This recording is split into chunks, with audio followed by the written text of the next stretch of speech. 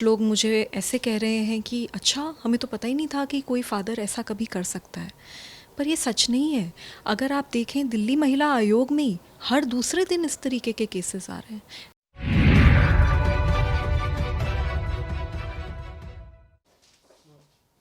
स्वाति मालीवाल, चर्चित चेहरा, दिल्ली महिला आयोग की अध्यक्ष, जब भी कुछ करती हैं चर्चे में रहती हैं। पिछले दिनों चर्चे में आई। वजह एक वर्ड है, सेक्सुअल हरासमेंट। आम आदमी शायद उसको ठीक से उतना नहीं समझ पाता है कि कई बार इसको बहुत सामान्य वे में भी यूज किया जाता है। आपने जो शब्द अपने फादर से रिलेटेड यूज किए थे, उस दौरान काफ़ी इस पे बहस हुई।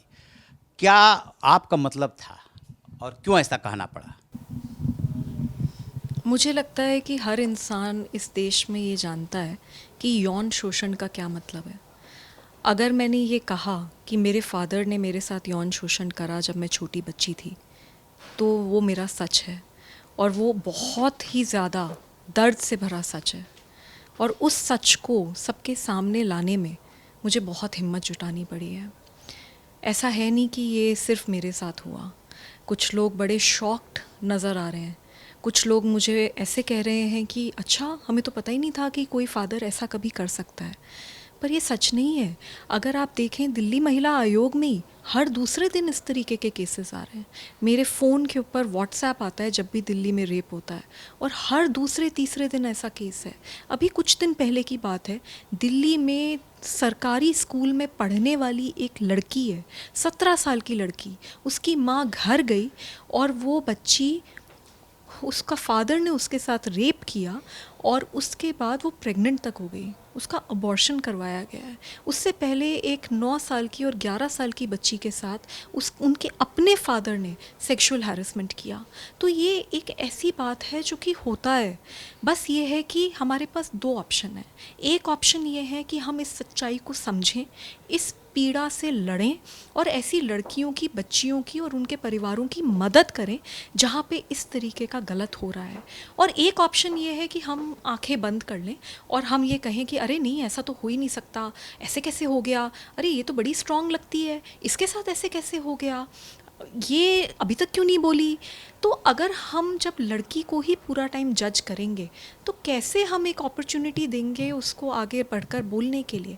बहरहाल मैंने इसलिए बोला क्योंकि सबसे पहले तो मैं ये मानती हूँ कि जब तक आप अपनी सच्चाई पूरी तरीके से ठीक से बोल ना पाएँ, तब तक आप हील नहीं कर सकते। तो ये मेरी अपनी हीलिंग का एक पार्ट है। और दूसरा मैंने इसलिए बोला क्योंकि पूरे देश में और विदेश में भी, ऐसा नहीं है कि ये सिर्फ इंडिया में होता है, पूरे विश्व में होता है। जो लड़की जिसके साथ ऐसा हुआ है, मुझे पता है मेरी आवाज़ उस तक पहुंचेगी, और मुझे पता है कि मेरी आवाज़ उसको बल देगी इस पूरी लड़ाई से लड़ने का, क्योंकि इससे बड़ी पीड़ा कुछ नहीं हो सकती कि आपके अपने परिवार वाले आपके साथ ऐसा करें। जब आपने ये बात बोली थी, बहुत लंबा वक्त ले लिया था। स्वाभाविक रूप से जैसा आपने बताया कि बहुत हिम्मत जुटानी पड़ती है ऐसी बात बोलने के लिए। उसके बाद जो सोशल मीडिया है उस पर तरह तरह के कमेंट्स भी आए। उसके बाद का अनुभव बताइए कि जो आपने इस हकीकत को बताया, उसके बाद क्या आपको झेलना पड़ा?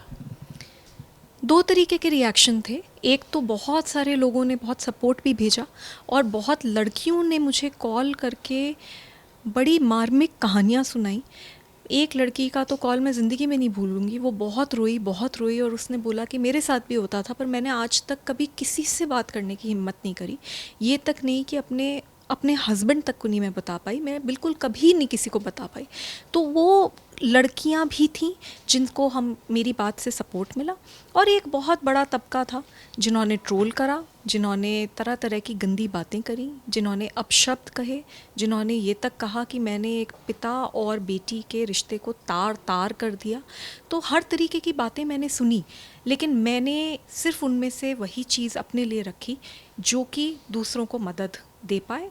और मैं ये मानती हूँ कि अगर मैं नहीं बोलूँगी तो कौन बोलेगा।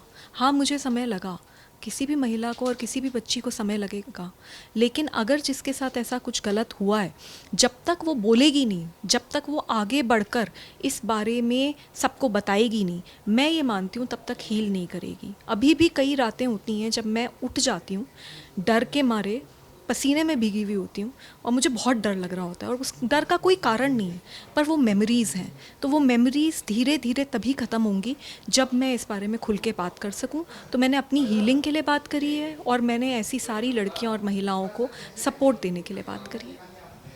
Thank you ma'am. तो ये हैं स्वाति मालीवाल, जिन्होंने हकीकत बताई है, सच्चाई बताई है, और सच कड़वा होता है।